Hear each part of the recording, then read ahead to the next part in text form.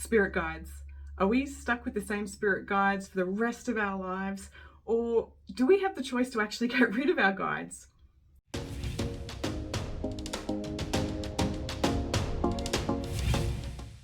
Hi, I'm Claire Chancellor from Be a Purpose Coaching, and I work with women who are on that spiritual journey and they're ready and willing to explore more about their soul's purpose. Today, what I want to do is talk about spirit guides. Who are they? What's their purpose? And answer that question. Can we get rid of our spirit guides? For those who believe in spirit guides, have a deep understanding and a knowing when our guides are around. There's that intuitive, just for me, it's a warmth, it's a sense that I'm not alone. And when I allow myself to go into that intuitive theta brainwave, I can actually start to connect in with them and have a conversation. So being a medium on stage, working with thousands of clients throughout my career, there seems to be a really strong common pattern that plays out. And talking to a lot of different guides, they have interesting knowledge and a different perspective to share. So where do we get started here when it comes to spirit guides? Who are they? When you think about your soul's journey, before you even came to this world, before you came into this body, you were part of a soul family.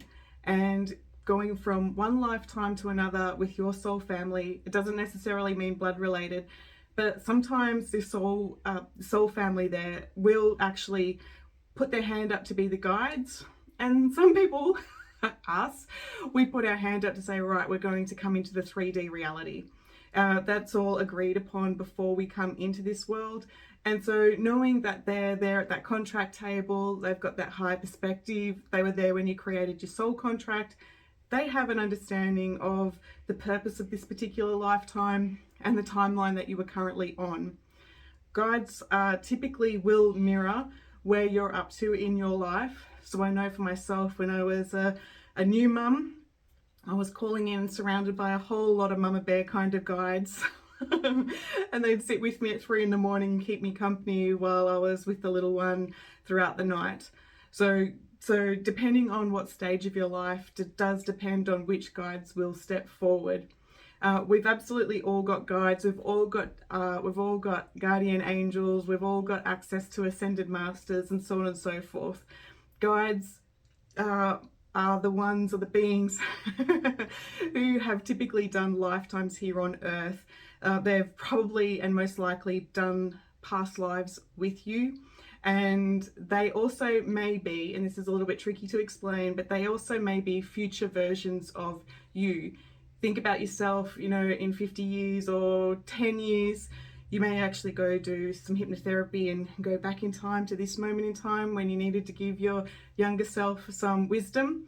And there you come in as a guide to give yourself some wisdom.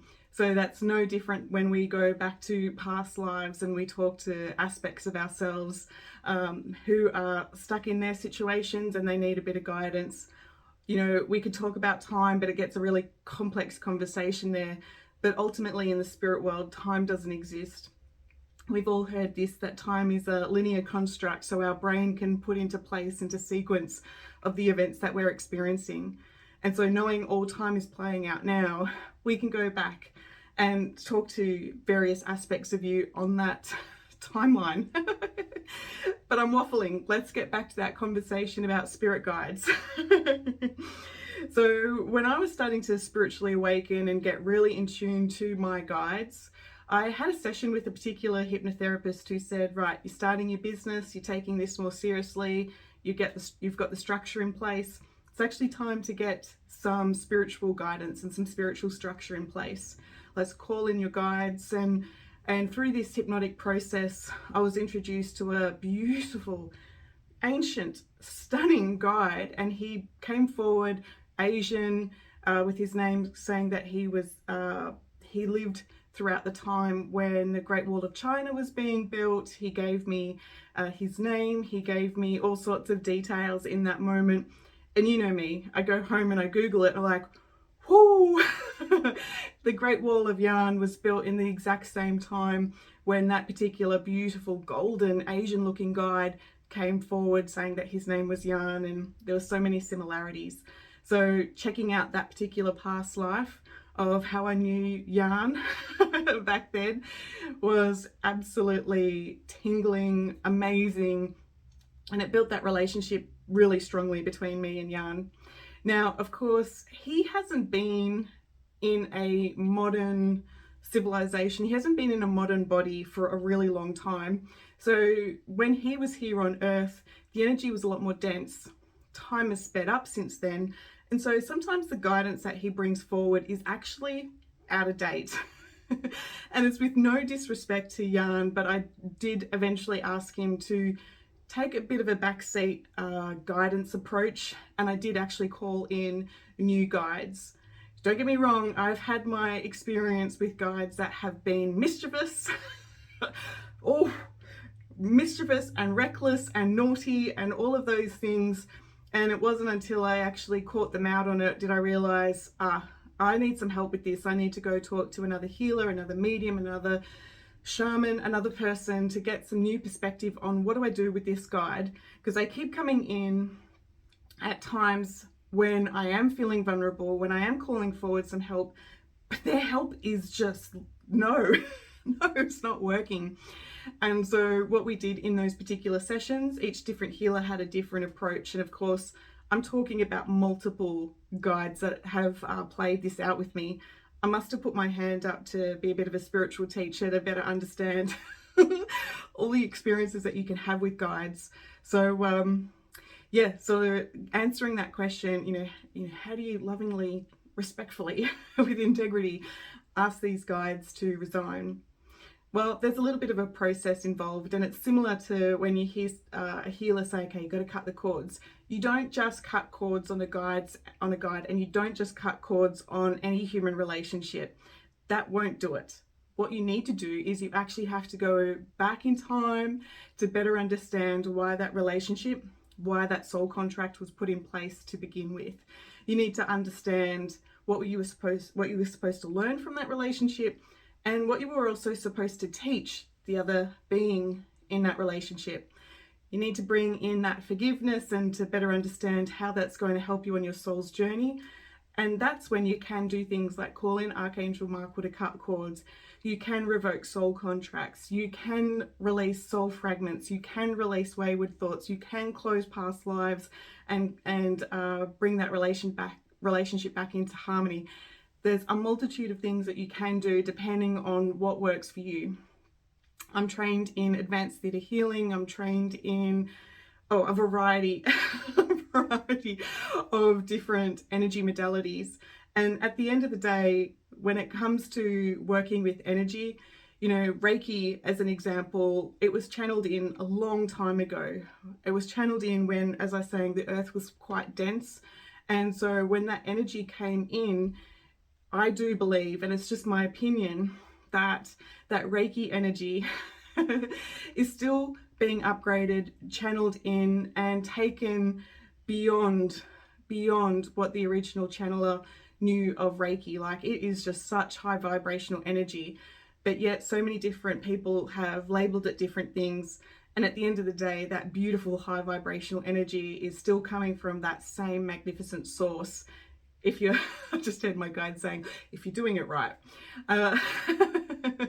My guides bring to my attention that, you know, some guides or some beings have light workers and they have an agenda towards the light.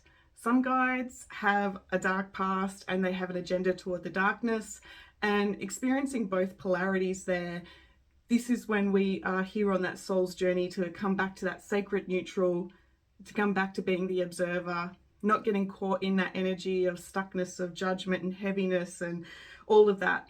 It's all of our purpose is to actually come back to that sacred neutral and to release ourselves from that fear, that grief, that judgment, the 3D matrix, right? Again, gone way off topic.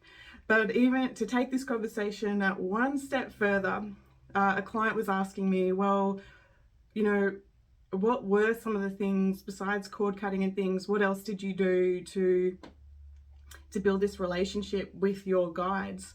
And it may sound a little bit controversial. It may sound a little bit weird, but I actually had my chakras removed. that was one of the biggest pivotal points that actually made my connection to my higher self so much more pure. Now, we may be playing semantics here, and you may believe very, very, very strongly in your chakras, and that's awesome. You do what you need to do. But for me, my team, my guides were saying there that the chakras were not working for me. My energy centers were working beautifully, and they are in the exact same places as the chakras. But being on that healing journey and exploring all different types of polarity in the spirit world, I knew that the powers that be had actually put like a film or an interference over my chakras, so that when I would put light and energy to my chakras, they had this manipulation where they could take the energy. They were not very nice guides or beings, or, you know, they were representing themselves as guides, but they were not. And so they had put in some technology and interference where they could take the energy that I was putting in, because at the end of the day, they couldn't create it. They were coming from a much lower vibration. I know this to be true when I took my daughter to a kinesiologist, and the kinesiologist said, yeah, Maddie's got some issues here with her throat chakra. And I said, wait a minute, could you respectfully check, you know, with muscle testing, yes, maybe her throat chakra has some limitations, but could you please check her energy centers? And we often hear Joe Dispenza deliberately call them energy centers. And the kinesiologist respectfully did what I asked, and they muscle tested like, oh, Maddie's energy centers are running beautifully. And it was like, that's awesome. It tells me that, you know, there's some issues going on with her guides, not protecting her, some boundary issues going on. And it was like, right, I'm going up to the higher council that be, getting rid of those guides, and respectfully, I have a sense of humor when I talk about this stuff. And then going to the court of equity, getting rid of the energy that was attached to her, and to bring in that pure energy where her life could be a lot easier. No more interference, a lot more protection around her. You know, maybe she had picked up something at school or at the hospital or something there where, you know, something, you know, something's attached. And it's like, okay, this is why we all need to practice that energy hygiene. So I've gone a long way around that question, and I know I'm talking about a bit of a tricky subject to talk about. This isn't my own personal truth. If you've got a different truth, I fully respect that. But I just wanted to create that conversation with others who may be experiencing some mischief from their guides, and I wanted to bring that message across. My intention is to let you know that you are such a strong beacon of light. If your guides aren't working for you, you know, go have a session with a healer, somebody there who has the tools to be able to respectfully ask those guides, you know, you're fired, please resign. And then get really clear on the type of guides that you want. I know for me, and it's just my opinion, but I like my guides to be sharp. I like them to be direct. I like them to be clear. I like them to let me know when they're around. I like them to sit in on all of my sessions with clients and to hold that space, be a little bit like bodyguards, bring forward the truth. And so I've got different guides for different purposes. I've got Walter, who is in charge of getting the good car park. And yes, he loves that. That's his job. I've got guides that are deliberately for clients, and they are a bit selective on the clients that I work with when I do this beautiful energy work with people and coaching and helping them develop their intuition. I've got guides who do still help me with my relationship with my daughters. I've got guides who help me in the garden. I've got you get it, right? They've all got names, and at the end of the day, I pretty much call the number one that I like to work with the most, Joe. Respectfully, he looks a little bit like Brad Pitt in Meet Joe Black, and he has that mysterious kind of energy about him. I love his wisdom that comes through, and yeah, I always get a little bit warm, and my energy goes up when he is around. So and then the team are just saying, I call my guides the team, because that encompasses human guides, angels, so on and so forth. And then I've got a guide, and his name is Anthony, and he looks a little bit like Keanu Reeves out of The Matrix with the dark glasses, and he's a little bit like the bodyguard. I've asked them to take on that persona, that way I can identify who is who. And I'm pretty sure that I've known each and every single one of them from past lives. We still have the same beautiful relationship that we did back then, and we're all in on completing this particular purpose. Part of my purpose is to help people who are on that spiritual journey to graduate, to awaken to what's possible, so that we can go on to the next mission. I'm just checking in with the team. Is there anything else here that we need to talk about when it comes to your spirit guides? There's just this beautiful energy. I can feel one of my healing guides actually stepping forward, and there's a lot of love, there's a lot of healing, high vibrational energy. If you're somebody who is really involved in your spiritual development, be willing to ask the questions, be willing to connect in with your guides. The minute that you ask the question is the minute when the universe needs to provide you the solution or the answer. It may not be immediate, but it absolutely will come in. So start asking those questions, get your guides working, and yeah, have some fun. Call in all of your manifesting guides and your abundance guides and your business guides. Lots of fun. I'm Claire Chancellor from Be Your Purpose Coaching, and I will talk to you later. Bye guys.